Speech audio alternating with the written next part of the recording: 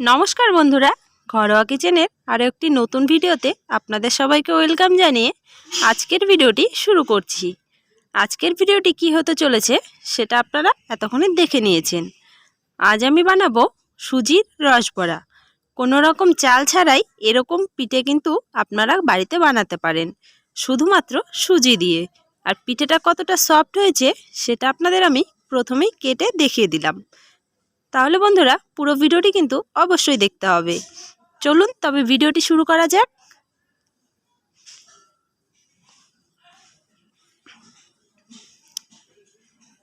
প্রথমেই আমি কড়াতে দিয়ে দিচ্ছি সুজি। আমি এখানে 1 বাটি পরিমাণ সুজি নিয়েছি। সুজিটা খুব ভালো করে নেড়েচেড়ে ভেজে নেব। একদম লাল লাল করে কিন্তু সুজিটা আমি ভেজে নেব। দেখুন সুজিটা কিন্তু ভেজে নেওয়া হয়ে গেছে। এবারে এতে আমি দিয়ে দিচ্ছি পরিমাণ মতো দুধ। 1 বাটি সুজি নিয়েছি, এখানে আমি 2.5 বাটি পরিমাণে দুধ ব্যবহার করেছি। দুধটা কিন্তু আমি আগে থেকে জাল দিয়ে নিয়েছি। এই দুধেই কিন্তু সুজিটা পুরোপুরি সেদ্ধ হয়ে যাবে। দুধের পরিমাণটা একটু বুঝে দিতে হবে, কারণ সুজিটা কিন্তু শক্ত করতে হবে।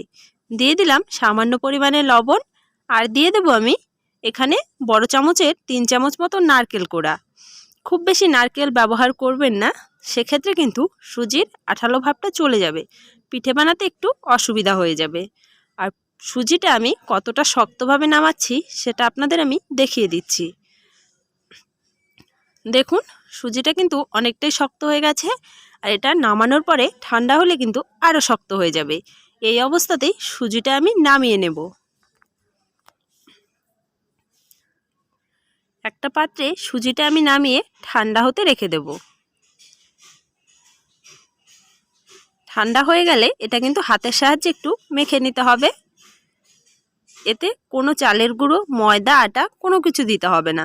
এভাবেই কিন্তু আমি পিঠেটা তৈরি করব, কিন্তু নারকেলের পরিমাপ বুঝে দিতে হবে। এখানে রস তৈরির জন্য আমি জল গরম বসিয়ে দিয়েছি। জলের মধ্যে দিয়ে দেব খেজুর গুড়। আপনারা চাইলে আখের গুড় বা চিনি যে কোনো একটা দিয়ে করতে পারেন। আমি খেজুর গুড় দিয়ে করেছি। রসটা ফুটতে ফুটতে এদিকে কিন্তু আমি পিঠেগুলো বানিয়ে নেব। দেখুন সুজির ডোটা কিন্তু আমি ভালোভাবে মেখে নিয়েছি। এবারে পিঠেগুলো আমি তৈরি করব। আমি এখানে পিঠে তৈরি করার জন্য একটা সাজ ব্যবহার করছি। আপনারা সাজ না পেলে হাতে করেও কিন্তু করতে পারেন। হাতে কিভাবে করবেন সেটাও আপনাদের আমি দেখিয়ে দেব। এই সাজটার মধ্যে আমি ভালো করে তেল ব্রাশ করে নেব। আপনারা তেল, ঘি যে কোনো একটা ব্রাশ করে নিতে পারেন। আপনাদের ঘরে যদি এরকম সাজ থাকে, যে কোনো মেলাতে কিন্তু এই ধরনের সাজগুলো কিনতে পাওয়া যায়। সেখান থেকে একটা কিনে রাখলে বেশ কাজে লাগে। এরকম সাজে করলে পিঠেগুলো দেখতেও সুন্দর হয় আর খুব তাড়াতাড়ি হয়। দেখুন আমি অল্প করে ডো নিয়ে নিচ্ছি হাতে, নিয়ে হাতের সাহায্যে একটু গোল করে নিয়ে সাজের মধ্যে সরাসরি দিয়ে দিচ্ছি। সাজের মধ্যে দিয়ে এটাকে একটু চেপে চেপে সাজে বসিয়ে দেব।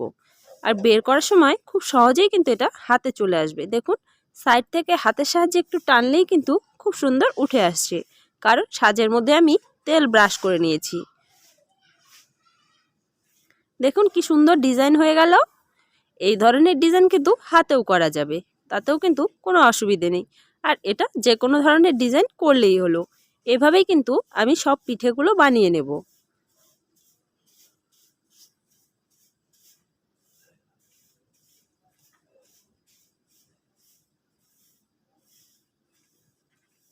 দেখুন সুন্দরভাবে কিন্তু পিঠেগুলো হচ্ছে। এবারে আপনাদের আমি হাতে একটা বানিয়ে দেখাবো সাজ ছাড়া। দেখুন হাতের সাহায্যে একটু চ্যাপটা করে নিচ্ছি আমি। পিঠেগুলো যেরকম চ্যাপটা হয়েছে সেই ধরনের চ্যাপটা করে নিচ্ছি। আর নিয়ে নেব একটা কাঠি। একটা কাঠি দিয়ে কিন্তু খুব সহজেই ডিজাইন করা যাবে। প্রথমে আমি আঙুলের সাহায্যে মাঝখানে একটা গর্ত মতো করে নিচ্ছি, এতে ডিজাইনটা ফুটবে ভালো। দেখুন ডিজাইন করা কিন্তু খুব সহজ। এভাবে কিন্তু বিভিন্ন রকম ডিজাইন করা যেতে পারে। হয়তো আপনারা আমার থেকে অনেক ভালো ডিজাইন করতে পারবেন।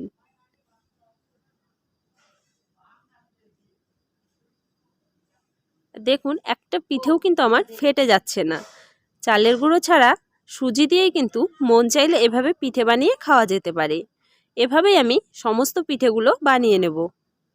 দেখুন বেশ অনেকগুলো পিঠে কিন্তু বানিয়ে নেওয়া হয়ে গেছে। পিঠেগুলো দেখতে কিন্তু খুব সুন্দর হয়েছে। একটা পিঠে ফেটেও যায়নি, আবার কোনো সমস্যাই হয়নি। এত সুন্দরভাবে পিঠেগুলো হয়েছে, আপনারা বানালে আপনারাও বুঝতে পারবেন। আর এতটা ভালো লাগবে, পিঠে সুন্দর হলে কিন্তু বানাতেই ইচ্ছে করে। এভাবেই আমি পিঠেগুলো বানিয়ে নিয়েছি। চলুন এবার দেখি রসটা কতটা জাল হলো। দেখুন রস কিন্তু জাল হয়ে গেছে। রসটা কিন্তু আমি একদম কড়া পাকের রাখিনি, একটু পাতলা রস রেখেছি, তাহলেই কিন্তু পিঠেগুলোর ভেতরে ঢুকবে। খুব বেশি ঘন হয়ে গেলে পিঠের ভেতরে কিন্তু রসটা খুব ভালোভাবে ঢুকবে না। এবারে রসটা একটা পাত্রে ঢেলে আমি ঢেকে রাখবো, যেন ঠান্ডা হয়ে না যায়। এবারে পিঠেগুলো ভেজে নেওয়ার জন্য তেল গরম করে দিয়েছি। এবারে তেলের মধ্যে পিঠেগুলো ছেড়ে দিচ্ছি। পিঠেগুলো দিয়ে 1 মিনিট মতো কোনো নাড়াচাড়া করবেন না, সেক্ষেত্রে কিন্তু ভেঙে যাওয়ার সম্ভাবনা থাকবে। 1 মিনিট মতো হয়ে গেলে আস্তে আস্তে উল্টে পাল্টে ভেজে নেবেন। তারপরে কিন্তু একটা পিঠেও ভেঙে যাবে না, কিন্তু দেওয়ার সঙ্গে সঙ্গে যদি আপনারা নাড়াচাড়া করেন সেক্ষেত্রে কিন্তু ভেঙে যেতে পারে। পিঠেগুলো এভাবে আমি লাল লাল করে ভেজে নেব। দেখুন পিঠেগুলো কিন্তু খুব ভালোভাবে ভেজে নেওয়া হয়ে গেছে। এবারে পিঠেগুলো আমি তুলে নেব।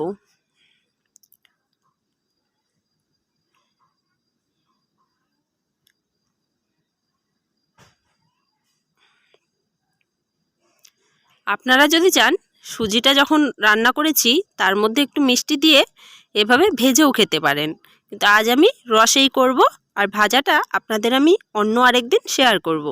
এভাবেই আমি সব পিঠে ভেজে নেব। দেখুন বাকি পিঠেগুলোও কিন্তু খুব সুন্দরভাবে ভাজা হয়ে গেছে। এবারে এগুলোকে তুলে আমি রসে দিয়ে দেব।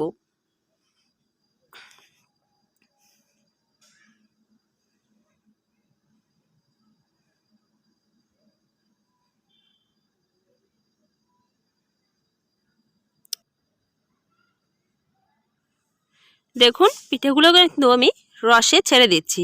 রসটা কিন্তু ঠান্ডা হয়ে যায়নি, এখনও কিন্তু ধোয়া উঠছে।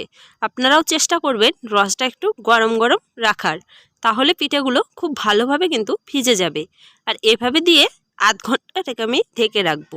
খুব বেশি সময় কিন্তু ঢেকে রাখবেন না, সেক্ষেত্রে একদমই নরম হয়ে যাবে পিঠেগুলো। এটাকে আমি আধ ঘন্টা পরেই এসে আপনাদের দেখাচ্ছি কতটা নরম হয়েছে। এর থেকে বেশি সময় রাখলে আপনারা কিন্তু তুলতেই পারবেন না, একদমই ভেঙে যাবে পিঠেগুলো। দেখুন বন্ধুরা আধ ঘন্টা পরে চলে এলাম পিঠেগুলো নিয়ে। পিঠেগুলো কতটা ফুলে গেছে আপনারা কিন্তু দেখে বুঝতেই পারছেন। আর দেখুন খুলে খুলে যাচ্ছে, এতটাই সুন্দর হয়েছে। আপনাদের কাছে অনুরোধ করব আপনারা কিন্তু এভাবে একদিন বাড়িতে ট্রাই করে দেখবেন। আর ঘরোয়া কিচেন চ্যানেলটি সাবস্ক্রাইব করে পাশে থাকবেন।